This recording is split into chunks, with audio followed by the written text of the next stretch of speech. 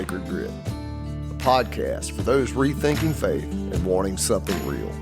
I'm Jason Lyle. Together, we'll do the hard, sacred work of unlearning what harms, discovering what heals, and living with integrity. On today's episode, you'll learn a simple practice to take your thoughts captive and make choices rooted in love for yourself and others. Today's episode is brought to you by Maguziak, Morgan & Brown Dentistry in Griffin, Georgia.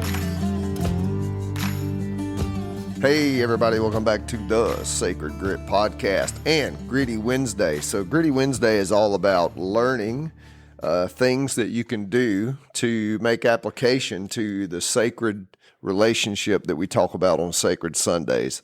And so I just want to catch up a little bit today on, a simple practice that you can start working on that'll help you access your decision-making mechanism. So here's the thing. I can remember in probably the most, awful times of my life where I was making decisions that were, very harmful to me and my family. Most of my behaviors revolved around, sexual misconduct and, just doing things that were extremely not becoming of a human being that was supposed to be a Christian, a father, a husband, and all these things. But those behaviors so many times felt to me uncontrollable. And anybody who has ever had an uncontrollable behavior will know what I'm talking about. Whether that's, you can't help yourself from walking past a pack of Oreos without grabbing one, or throwing a cigarette in your mouth, or drinking or drugs or whatever that may be. So in those moments, I can remember one very specifically. I was driving to go and do something I 100% should not have been doing, and holding a Bible in my hand, and closing my eyes and praying that God would stop me from going and having this behavior. To the point of saying things like, let me have a wreck, let something happen to stop me, because it just felt so uncontrollable. And the behavior made no sense. Like, I knew what the outcome was going to be. I knew the danger of the behavior. I knew all of those things, but I just could not seem to not do it. Now, a lot of people hear me say that and they'll go, oh, that's just an excuse. You are 100% right. That's an excuse. I won't run from that. I will own that it was an excuse. But here's what I would say, that even though those behaviors for me felt out of my control, they were in my control. I just had to learn how to get those things under control. Okay. So that's where my journey was kind of always moving through this whole thing, where I just never felt like I could get myself under control. And you heard me talk on the first episode about coming to a place of wanting to end my own life. And that's how I came to that place. Just like it just seemed like the only way to get control of my behaviors was to just, end my life. And that would give me the ultimate control. And I would just not be able to hurt people anymore and do things that was hurtful to them. But instead, thankfully, I found, I had that fateful meeting with Rob Gent, and I covered that in the first episode, and learn how to regulate my nervous system. Now, here's the first thing, and I don't want to get too hung up in the weeds on the science of this, because that's what we do on the retreats and workshops and all those things, is we talk about the science and why this works. But the first thing that I noticed when I started having these spiritual practices, or practices in general, was my decision-making started to kind of slow down. I just kind of the impulses, I started to find space between thought and action. Now, it makes a lot of sense when I think about it, because I was doing things that, slowed down my thought and gave me access to being able to see those things. But the way that it started to translate into my life was, before I said something to someone that I may not want to say, I could catch it. Before I did something that I really did not want to do, I could catch it. And I could start to make these decisions for my life that were not just impulsive, that were not based off of a desire in the moment. And through that, it's really interesting. I mean, I quit using nicotine altogether. I quit using alcohol altogether. There were all these different things. I changed the way that I eat and was able to, control the impulses around eating and just really observe my reaction to things. Now, even though the results for me felt immediate, I've talked about that, about meeting Rob Jen and how that felt and, getting all this information. It was almost like the only way I know how to describe it was I just got kind of a crack in. So like where used to, I just felt like when I would have these thoughts that would lead to an action, it was like the dam would just bust and all of the emotions and desire would flood in and there was nothing I could do to control it. But as soon as I started doing these practices, it felt like I had a way to stop for just a minute. Like there was a crack in my thought process. I go, oh, wait, let me go right there and see what's happening in there. And I would just immediately be able to go, oh, no, wait, that's not what I want to do. Now, that meant I had to create capacity to sit with discomfort, the discomfort of the emotions, the discomfort of what I was feeling in my body.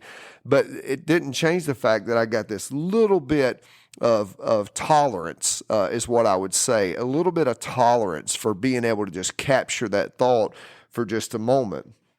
Now, even though, like I say, that was immediate over the years, because this has been years since I started doing this, literally every day of my life in some way, shape, form, or fashion, I have noticed that window of tolerance has started to widen to the point now that I can not only catch those thoughts, I can also grab the emotions and I can hold them long enough to go, oh, that makes zero sense. So I don't have to, be a slave any longer to those emotions and thoughts. I can just catch them and I can hold on to them long enough to make a different decision.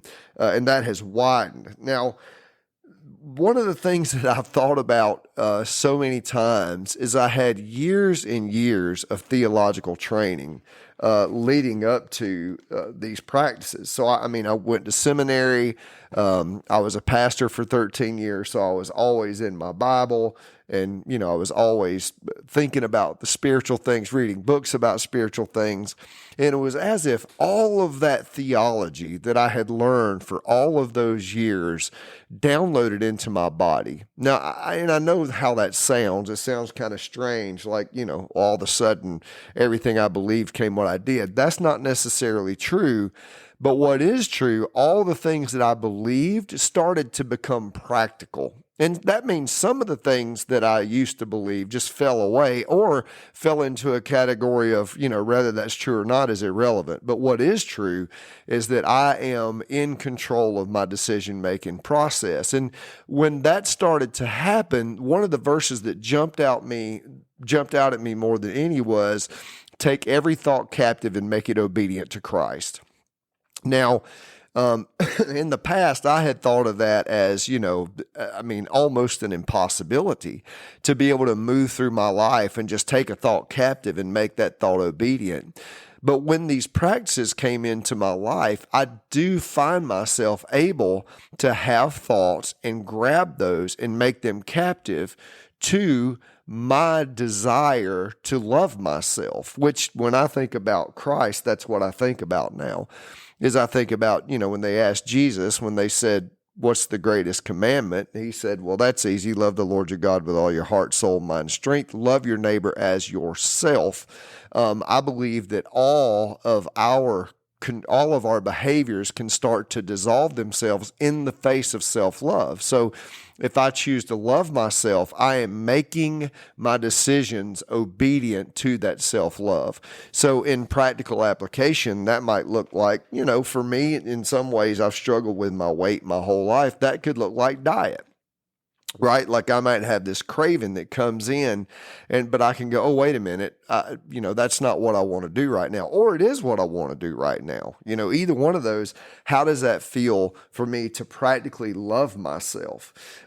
Because when I can learn how to make decisions that are loving back toward myself, why then I can start making decisions toward the rest of the world that's loving back toward the rest of the world. I'm filling my own cup, quote unquote, to use that language. Now, over time, like I said, the window has widened and it has put like this brake on my brain. It's like training. I think back to when I was running marathons.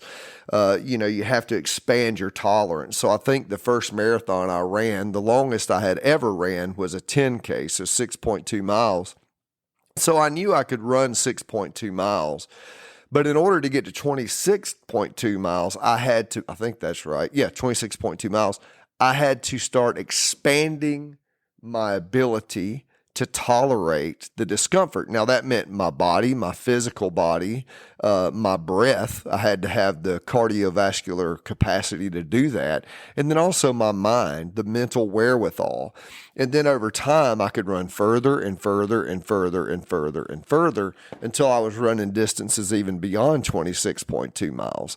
And it's not just that. I mean, weight training is the same way. You have to crawl up in incremental weights, or mountain climbing. You have to challenge yourself, or rock climbing. You have to challenge yourself to different scales of progression, and you're moving up this thing. So I want you to think of that in the same way when we start talking about regulating your nervous system. I want you to think of it as I am literally building my capacity further and further, more and more capacity to be able to hold my decision-making process. Because listen, we live in a world of overstimulation. I mean, you have a phone most likely in your possession right now with, endless amounts of information. There's AI, there's social media, there's all these advertisements coming at you, the person you should be, the person you shouldn't be, how you should think, how you shouldn't think, podcast. Our government is just in all kind of disarray in so many different ways. You have this side versus that side. No matter how you feel about politics, you have to recognize that we're in a very dysregulated state as a society right now. And so it's very hard when you have all this overstimulation coming at you, because you find yourself a lot of times in anxiety, right? In these anxious moments. And I know I was talking to a friend the other day.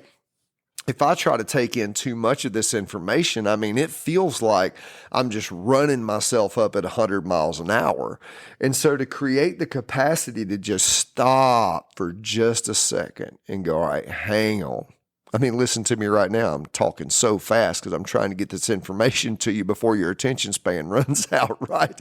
So I just slow down and go, okay, wait a minute. What is actually happening right now? What am I feeling right now? And what is real right now? Okay? That's what we're trying to accomplish. So here's what I want to do today. I want to give you a very, very simple practice, something that you can do every day, every morning. It's just small, 5 minutes, something that you can do every day and see how it works for you. And here it is. So if you just find a place, like whenever you want to do this, to me, I like doing my practice very first thing. My practice looks like this. I get up, use the restroom, grab a towel, get in the cold plunge, get out of the cold plunge, brush my teeth, go straight to my yoga mat. I do some body movement in yoga. I do 3 rounds of breath work, and then I do meditation. Now that's what mine looks like, and it has evolved over the years. But that's not where I started. So here I'm going to give you a starting point. If you start first thing, that would be great. But if you do it at another point during the day, there's no rule here. But I do feel like there's something to be said about starting your morning with your spiritual practice. And if you read your Bible, if you pray, any of these things that you do, maybe you could just add this to that. It's 5 minutes is all you would do. So you would set a timer for 5 minutes, and then you would just close your eyes and start to breathe. That's it. And when you inhale, just say inside your head, I'm breathing in. And when you exhale, just say, I'm breathing out. I'm breathing in. I'm breathing out in your head over and over. And you'll find your thoughts start to drift. And as they do, that is no big deal. You just come right back to those words. I'm breathing in. I'm breathing out. And you do that for 5 minutes. Now, what starts to happen is you start to become aware of your breath, right? This thing that you do average between 10 and 15 times a minute, every minute of the day, you become aware of it. And what I'm trying to do with that 5 minutes is it gets really uncomfortable, right? Because your brain starts going, we got to go to work. We have things we need to do. What are we doing later on today? What am I going to feed the kids for dinner? This is stupid. Why am I sitting here doing this? All these different things. But you just keep going, I'm breathing in and I'm breathing out. I'm breathing in and I'm breathing out. And what you will find is you start to train your brain to pause. To just pause, because you're letting your thoughts go and coming back to your breath. And throughout your day, here's what begins to happen. You find yourself getting dysregulated with your spouse, or dysregulated with your child or a friend or work or whatever it is. And over the course of time, you're able to go, oh, wait a minute, I'm breathing in, I'm breathing out. Hang on. Let me grab this thought. Let me think about this for a second. Because what we're trying to do is create the capacity for you to take your spiritual life and move it away from Sunday morning, Sunday night, Wednesday night, or whatever your spiritual life looks like, and being able to go, no, wait a minute, let me pull what I believe about myself, other people, and God into my present moment. Let me love myself and let me decide what is the best toward love in this moment, so that I can be the best version of myself that I can possibly be. Now, I would love to hear how that works for you. Or if you have more questions, you could hit me up at jason.lyle at thesacredgrit.com. And I would love to hear about that, because I'm trying to help you create this capacity to just simply be with yourself. Yeah, man, I hope this helps you. I hope you guys will try it out. And I hope you're having a great week so far. This is our first Gritty Wednesday. Coming up on Sacred Sunday we're going to start naming these things that come up in us. So not only catching them, but we're going to start saying, okay, what am I saying about myself in those moments?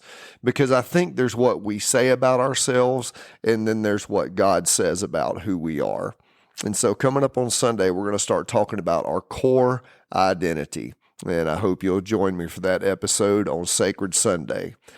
Now, this episode is also brought to you by Air Georgia, or Adventures in Recovery, as we have been calling it all these years. Adventures in Recovery is a group of men who fellowship together monthly. We have alumni events every month, but we also have hiking trips in the spring and the fall. One we call a newcomers trip, and the other one we call an alumni trip. The newcomers trip is pretty obvious. Anybody can come into those trips, men, and be a part of those. And then the alumni trip is for those who have been in the program for any period of time. Then we also do, as I said, monthly alumni events where we all meet up and just continue that journey of men's fellowship to support each other. You can find out about Adventures in Recovery at recoveryadventures.org.